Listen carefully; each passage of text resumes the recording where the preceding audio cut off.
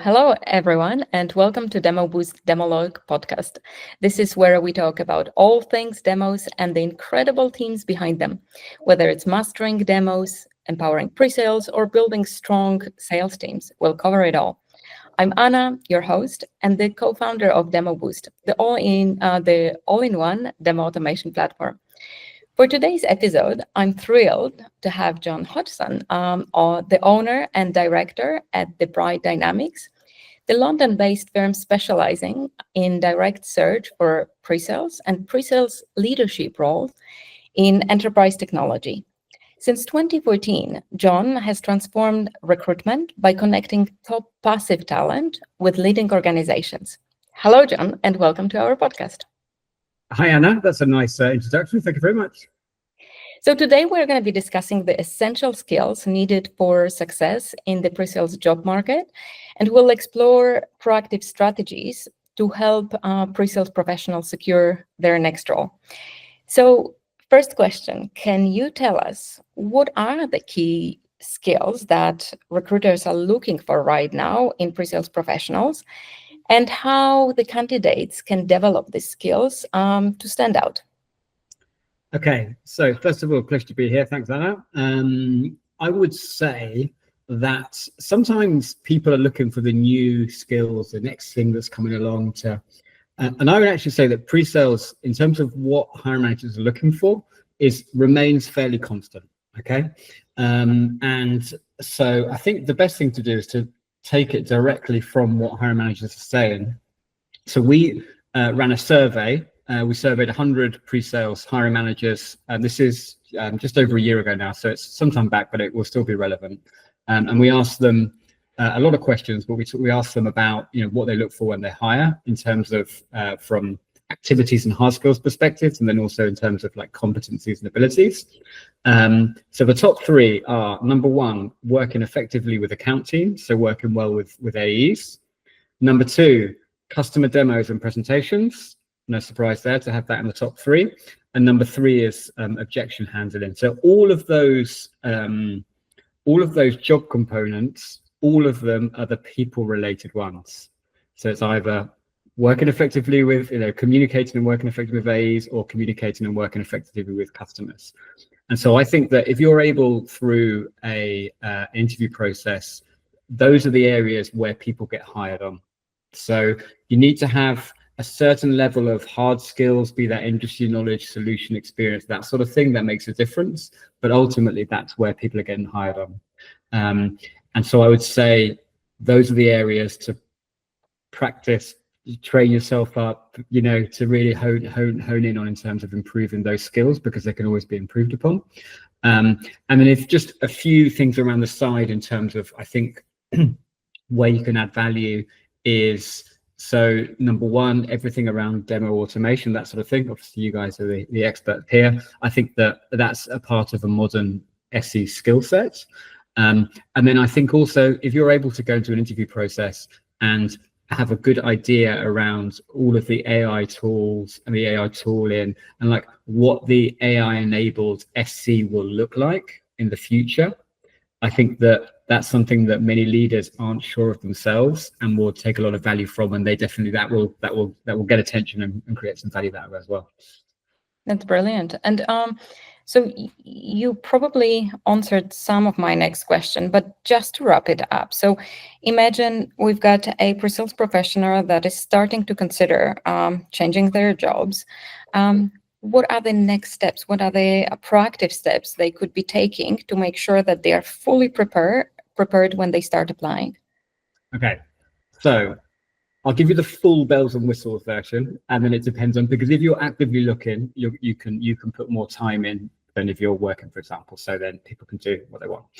So I think the most important thing, first of all, is some introspection. It's some taking time to say, basically, what do I enjoy doing? What am I best at? Where do I seem to create value? Where is there demand? I don't know if have you heard of there's a Japanese framework called Igisawi or something like this. And it's basically, it talks about, what you love, what the world needs, and what you're good at. And so I think having a good think through and thinking about whether you enjoy what gives you most energy, let's say, and then once you've got that defined, start to think about how you're going to how you're going to kind of present yourself to the world. So that's your CV, your LinkedIn profile. Obviously, we can talk now about in a bit more depth around having other ways of being able to kind of show your value. Have that. So that's having your kind of marketing hat on. And then I think it's important to act a bit like an account executive and basically say, okay, so which of the companies out there that I could be interested in? It could be specific technology segments, specific industry segments, and take the time to do some research there. And then keep a tabs on all of those organizations, develop relationship within those organizations. Obviously, if any of those organizations have a role open, that becomes like a hot lead. But and if you're able to get to a point where you're introduced into these organizations, or people there, that can help as well. So I'll pause there. Is there anything you want to ask based on that so far? Yeah, you already mentioned this marketing hat on, and I find it very interesting. So we had previously a side conversation about those creating a portfolio or a recruitment hub, whatever you want to call it. So can you tell me more about what shape or form this marketing element could have, and how could that be done? What would be the key components that should be included in this portfolio? Yeah, okay. Great question. So I think your CV is able to very clearly get across kind of like your experience and your hard skills and that sort of thing. It doesn't. So the next question a hiring manager will have is, okay, so this person's done a job that seems relevant. The next question is, how well have they done it? Are they a top performer, or how can I position this person there? And so I think there's where you start to, and obviously the interview process helps them to assess that, but then also they're looking for the kind of the proof points. So the proof points can be things like achievements, awards, promotions, that sort of thing that you can include in your CV. But also it can be, so for example, every time I put a candidate forwards, I'll always say to them, do you have any content out there? Have you spoken at any webinars? Do you have any online demos, that sort of thing? And wherever there are, I'd always forward that onto the hiring manager. And the hiring manager, always, people are inherently nosy and like want to have a look, and obviously you want to get a feel for the individual. And so once they can see you demoing and they can see your stuff, that just positions you so strongly versus others when they're considering who to put forward to that first stage. And it also acts as a great first impression, because if a hiring manager sees a video of you talking at a webinar or demoing, for example, and thinks, yeah, this person seems showing good signs of capability, that confirmation bias runs into the interviews as well. So they kind of start the interview assuming it will go well, and you're off to a good start, if that makes sense. So I think that having any kind of online content that's there in terms of demos and so on, but also in terms of any content around kind of thought leadership, talking about your industry, talking about your if you're an expert in finance, for example, writing an article around how technology can influence finance into the future. And that's something that, that can be good for your actual customers and could be good for the company where you're working. But more importantly, or equally importantly, when you're going for a new position, if a hiring manager is able to read through and see that you've got a point of view, and hopefully, it shows the credibility, then those sorts of things really help as well. So I think any kind of digital content that shows you have expertise and allows them to sample how you think and work will definitely help. Yeah, that's and this, I understand, is something they can be doing proactively before they start applying. But how about the interview itself? So any tips on what to do during the interview to showcase both the hard and the soft skills they have, and to really position themselves as the top candidate? Yeah. So I think preparation for the interview really goes a long way. I think that if we look at a pre-sales role, there are 10 kind of components to it. You've got working effectively with AEs, you've got discovery, you've got demos, you've got, there's all the different components which are pretty well mapped out. And different ones will be different for different hiring managers. Generally, working effectively with AEs, demos and presentations, so customer facing activities, and discovery are the three big ones. So at some point, the hiring managers will say to you something along the lines of, what do you think is important to work effectively with AEs? And what they're doing with that question is they really want to understand, okay, how does this person operate, and how much do I know they already can do it, if that makes sense? And so I think that a good framework there to have prepared is a short, sweet kind of theory. Like, I think to work effectively with AEs, it's important to balance being diplomatic and putting myself in their shoes versus setting limits where necessary and pushing back where necessary, for example. So you show that you understand the theory, and then you back it up with a story. So you can talk about a situation where something's, and the good framework there is, it's quite a well-known one, STAR, or STAR L. So the S is for situation, the T is for task, A is for action, R for results, and then the L for learning. So you can talk through and you can say, for example, just recently I was working with a new account executive that had just joined the organization and was used to a different context. The issue we were having was, we weren't aligned in terms of what was important for this customer. So what I did was this, and the result was we were able to close the deal, and I got great feedback from the rep. And what I learned was blah blah blah. So the idea there is to have a story that you can use, and you might have one for working effectively with the AE, you might have one for discovery, you might have one for objection handling, and that way any questions that come at you, you've got this kind of framework of stories, and stories are much more memorable, and they're much more credible than just somebody that can give a kind of a this is what's important, like the theory, if it makes sense. Yeah, that's awesome. And so we have gone through the prep pre the interview, then we've gone through the interview, and from what I've heard, pretty much every recruitment process involves a demo of a product to showcase the demo skills, right? Like you mentioned that demoing is one of the top 3 skills that pretty much is consistent across all jobs and over time. So what strategies should pre-sales use when tasked with this demo task during their interview? Yeah, for sure. So you're absolutely right.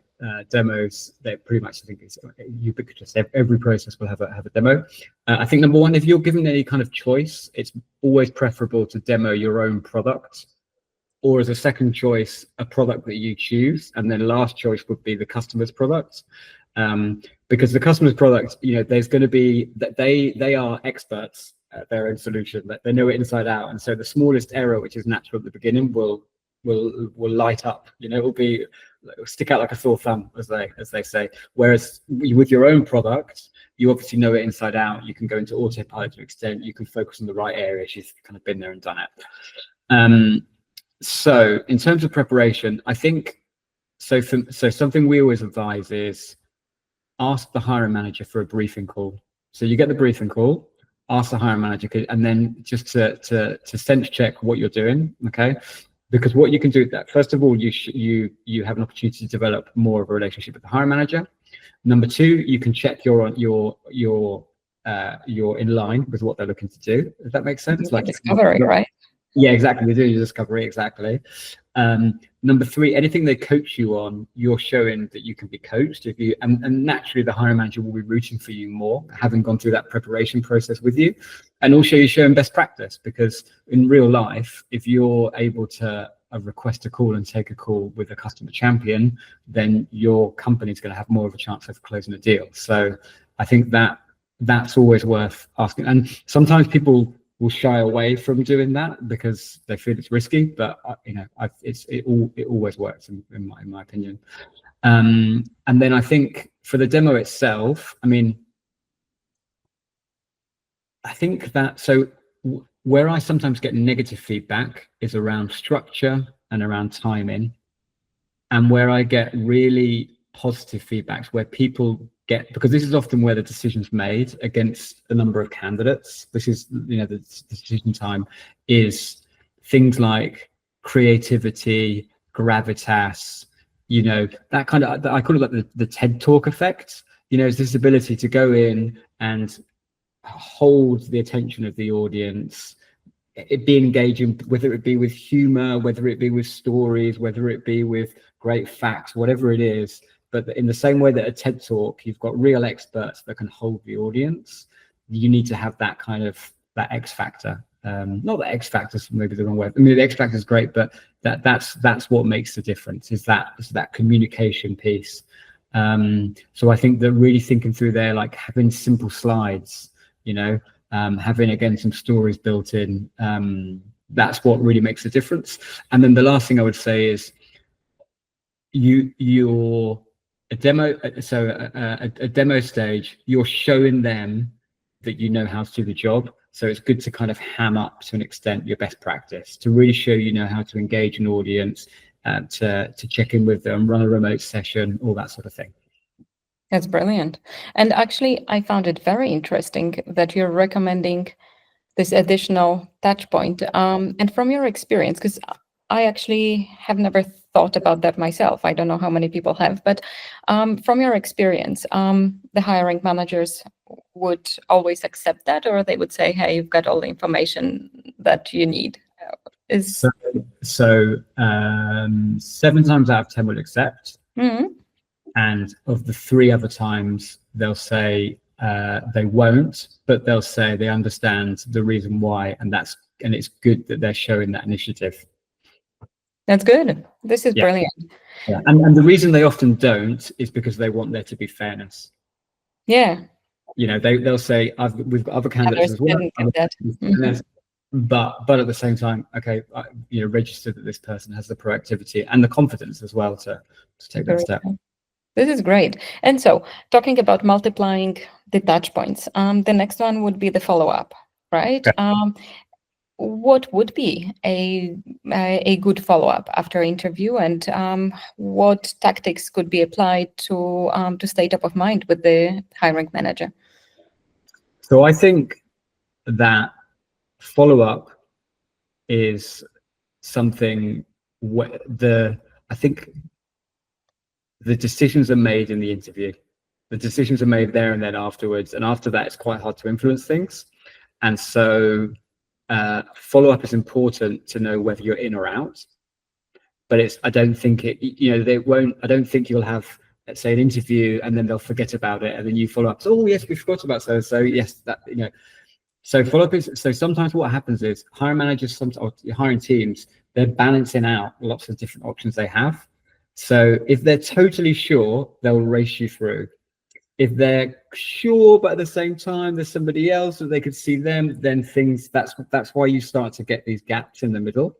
And so, yeah, by all means, of course, follow up, and it can go either way. I think a lot of ghosting is happening at the moment, unfortunately, which is sad. And I just think in terms of ghosting, if no one's got back to you after 2 follow-ups, assume it's dead and move on. And it's completely normal, and everybody has to go through that multiple. It's like being in sales, and you have a good customer conversation, they don't get back to you. You've just got to treat it the same as that. It's completely normal, part of the process. It's a shame that people don't follow up, but ghosting happens. Yeah. Cool. And how about the networking itself? So we talked about going through the process, but what are some effective networking tactics for pre-sales professionals, and how could they be reaching out to companies they're simply interested in, even if there are no openings at this stage? Yeah, I think that's such a good question. Like, it's such an important area, this, because I don't think it falls within the natural comfort area of most people in pre-sales or most people in general, because it feels a bit false, kind of stoking your own network and so on. But I think it is important to keep those relationships fresh and to be the leader of those relationships, if that makes sense. So I think that so number one, when you're at the point where you're looking to change roles, it's a really good time just to have a list of all the people you've worked with in the past that you've had a good working relationship with, that would speak positively of you. And there's quite a lot of people. Get in contact with everyone. Hey, it'd be great to catch up. Let's have a Zoom coffee. It can be a 10-minute conversation. Everybody enjoys those conversations. And it's, assuming there's a good relationship. And then all you have to do at the end is just simply drop in, by the way, I'm actively looking. If you hear of anything, let me know. And that way you open yourself up to a lot of serendipity as well. People really like to help. And, if you and I have a conversation, then you might receive a job offer from somebody you used to work with and think, oh, that will work for John. You'll send it my way. That really does help. And it also keeps the relationship fresh. And I think that everyone's interested in having those relationships just because, relationships are important to us all, Yeah. So there's that. And then specifically in terms of companies, so I would say, first of all, pre-sales leaders always want to have what they call a pipeline of candidates, like a bench of candidates. So a pool of people that have, a good hard skills fit, more or less seem to have a good hard skill fit, so that when a role opens, they're not just at zero. They've got people they can start to talk to immediately. So pre-sales leaders are interested in doing that. Okay. So you're not bugging them, you're actually helping them out, if that makes sense. And I think, the great thing about LinkedIn invitations to connect is it's a very short, you don't have much text to type, which is great. So it's very concisely say, look, hi, I'm an expert pre-sales in this area. Your company is one of the companies I'd love to, I would really consider working for in the future. I'd love to connect. Okay. Do that with everyone. 30% will respond, 40% will respond. If they do connect, you can say, hey, it'd be great to meet you. Can we have a 15-minute introductory conversation? Some will, some won't. Nobody will hold it against you. Nobody will hold it against you because you're doing the right thing. And everybody knows as well now that the job application process is kind of broken to an extent. And so it's normal that these activities happen. And then the other thing, obviously, is to look at your existing contacts at different companies, but also, you can do second degree connections as well. So if you and I have worked together, Anna, and I'm confident that you'll rate me, okay, because we've worked really closely together, and you're working at X company, so-and-so who's working at X company, then I can say to you, hey, do you mind introducing me to that person? I'm really interested in this company, and that can help as well. And then finally, you can look up the existing pre-sales team and just connect with them and say, hey, I'm thinking about, I'm your organization's on my list of companies I'd like to work for. Do you have 10 minutes to talk about life working there? And again, a percentage will be open to have the conversation, a percentage won't, and they can be the people that can refer you in if necessary. And then one final one actually is something like pre-sales collective on the Slack channel, that sort of thing. There may be some shared connections that way as well. Yeah, great tips. And how about mistakes? Do you see some common mistakes that you would want to warn people about? Yeah, what's a mistake? So, okay, so in terms of CVs, too long,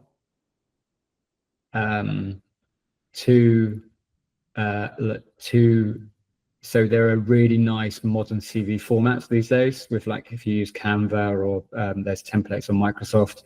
Many people haven't changed their CV since 1994, and they've just been kind of like rejigging it, and it starts to stand out now.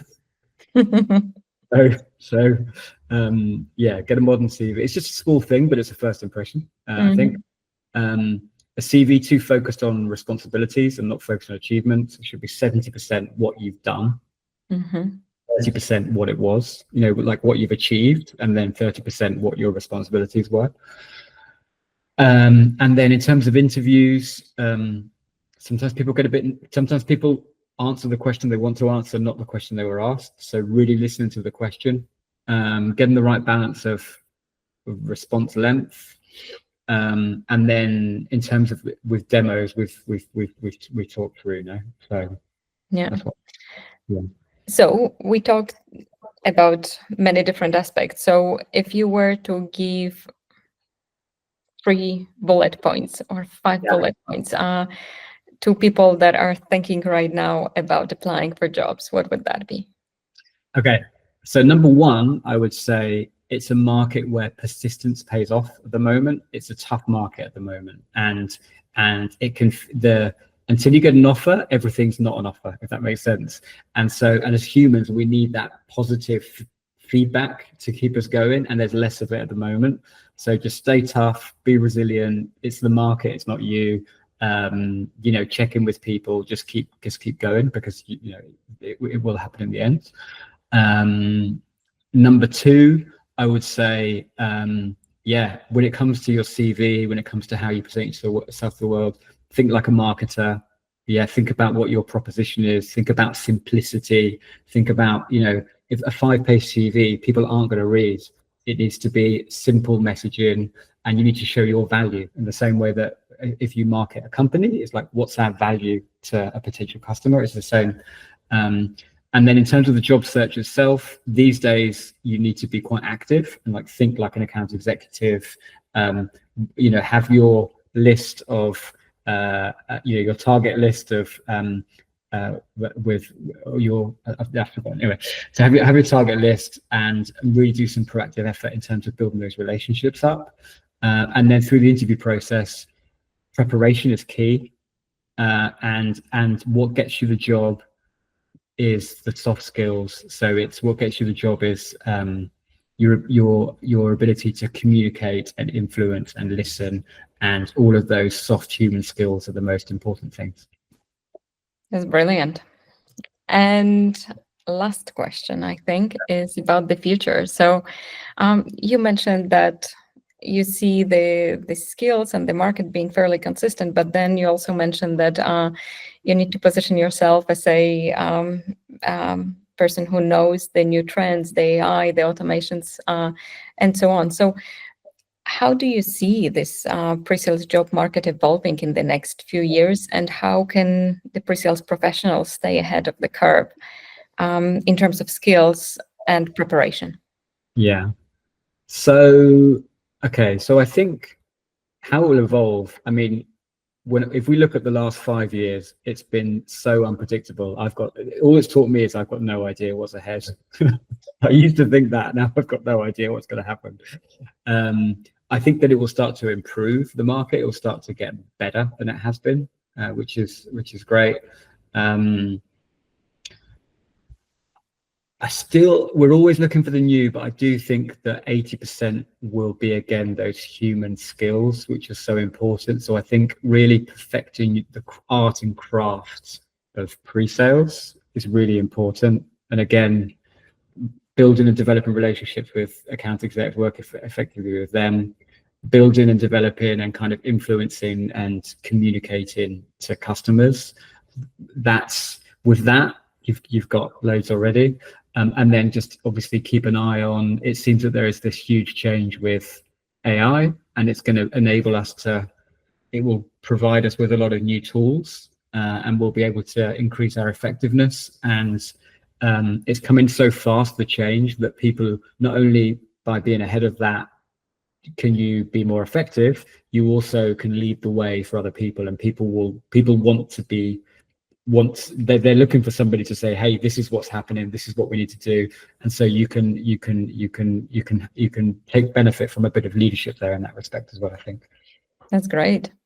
So thank you so much. I did really learn a lot in here, and I think there were some actionable tips in here. So thanks so much for this conversation, and to everybody who tuned in.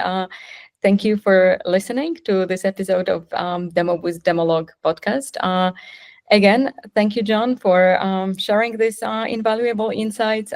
For everybody else, stay inspired, keep mastering your demos, and we'll catch you up on the next episode. Thank you very much. Super. Thanks, Anna.